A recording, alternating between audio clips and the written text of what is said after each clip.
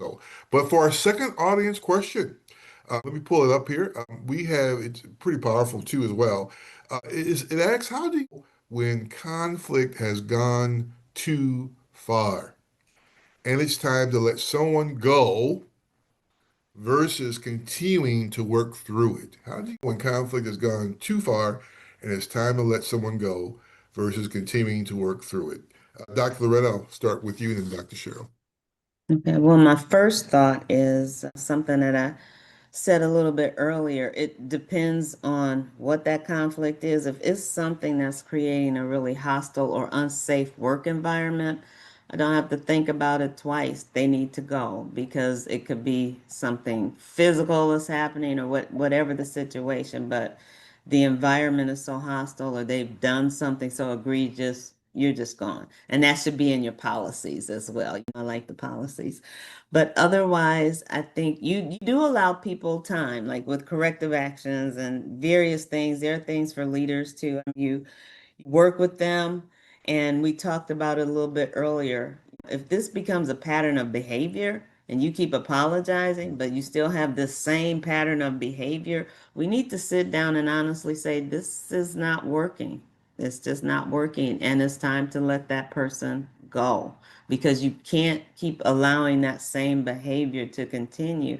And people are watching it. Oh, they apologize, but that person's still here. So then you are creating a hostile environment for some people as well. So, Mm. Dr. Hmm. Cheryl, how about you?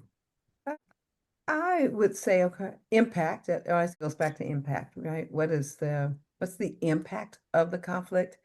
I am probably, other than maybe a performance situation, which really wasn't, there might have been conflict with regards to expectation and performance. I think the person was just no longer capable of doing the job. But I haven't been in a situation where conflict has gone so far to where I had to let someone go. However, I had conflict with the supervisor and the supervisor let me go. Mm. So, Okay. so evidently she felt like it had gone too far. And there was a situation where my supervisor kept wanting me to discipline staff Mm. over issues and concerns that I thought uh, were not were not really things that were caused by staff. I felt that the challenge caused by the supervisor. Mm. And, and the supervisor did not really appreciate me. She said, I feel like you support staff more than you support me. Mm. And it wasn't that I was trying to support one over the other. It was about I was trying to be honest with regards Mm. to where I thought the issue and the concerns were. And and she was honest that I was out of alignment with her, and evidently the conflict had gone too far. Yeah, right. So, Yeah. I would, and I agree with both. I think repeated patterns, right, with no accountability, I think is a sign it's time to go. When the conflict begins to harm the team culture mission, it's time to go. And when there's fundamental value misalignment, it's time to go. And last, I would just throw this in because it's real. When violence has been provoked or put out in the atmosphere, like, watch your back, you gonna pay for this. It's time to go, right? So I think we take it seriously when those kinds of things happen, and there are times when folks have to go because the conflict is just too intense as well. So there's workplace violence is real, folks. So don't want oh, to underplay that as well. So when that workplace violence is real, is yeah. another reason I think we have to understand what's under some of that Mm. sometimes.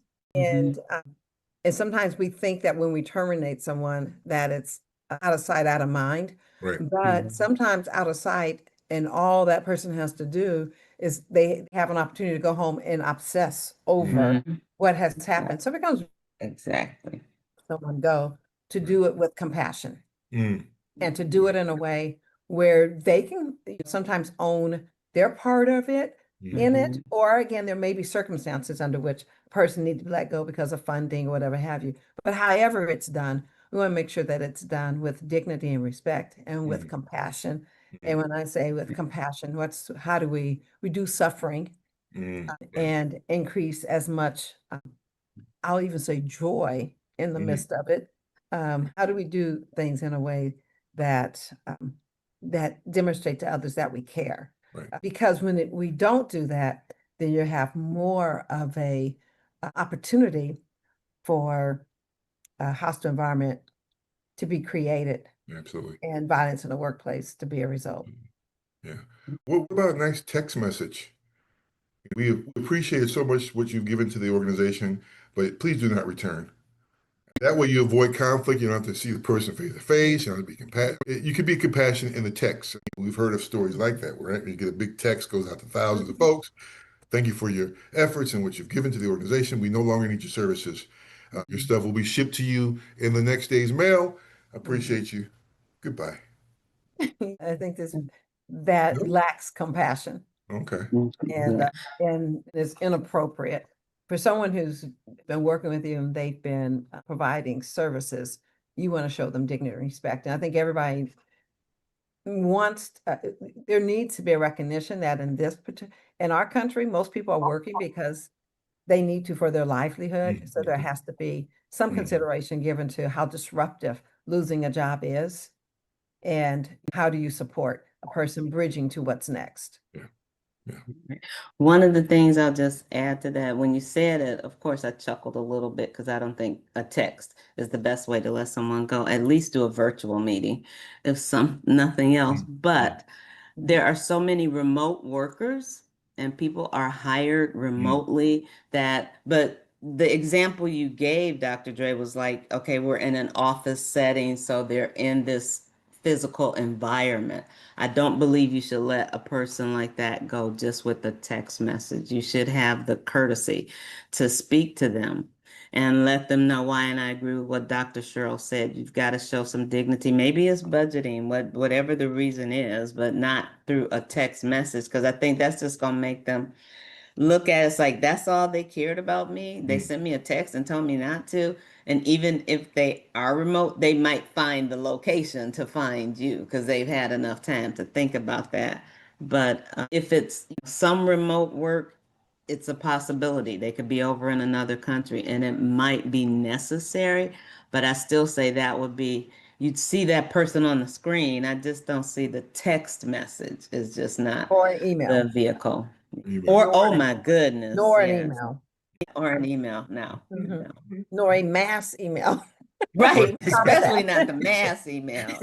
Oh my Hello. goodness. Right. Mhm. Well, I just thought I'd put that out there because I know some folks deal with conflict again, like that turtle analogy. They stick their head in the shell and say, "Okay, I really don't want to deal with the person face to face or one on one. Let me do it the easiest way I know how to do it." And so, put a Mhm. text out there, even leave a phone message, perhaps. And I know they're not going to answer, so I think that's the other piece to that as well. So, yeah. Not Okay. good. Good. Thanks again for sending those courses.